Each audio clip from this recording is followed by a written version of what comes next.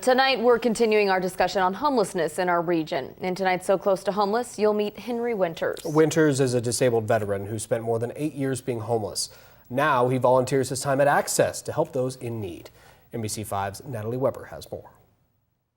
Today, we are handing out, they call it senior boxes, food boxes for seniors and also for disabled.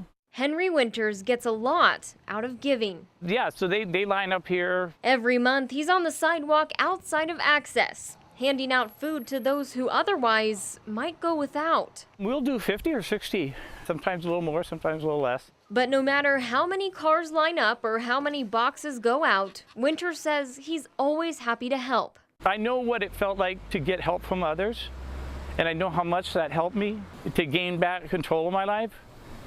And I want to see other people have the opportunity to receive that same thing. A disabled veteran, Winters struggled with alcohol and in turn, anxiety and depression. His addiction ultimately put him on the street. I was scrambling for food and shelter pretty much off and on for about 8 years. Living in both Virginia and Nevada, he says homelessness followed him everywhere he went. Things seem to just kind of cascade, and next thing you know, you're just in this hopeless state, and you stop caring about things. Eventually, Winters moved to Southern Oregon, only able to escape homelessness by facing his problems. I moved to Rogue Valley when I went into treatment at the VA source, drug and alcohol treatment.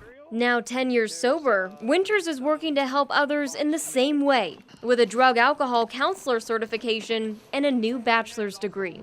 I went back to college and got my degree in social science, sort of as a prelude to some of the things I've been through and appreciation that I've had for the people that had so generously helped me.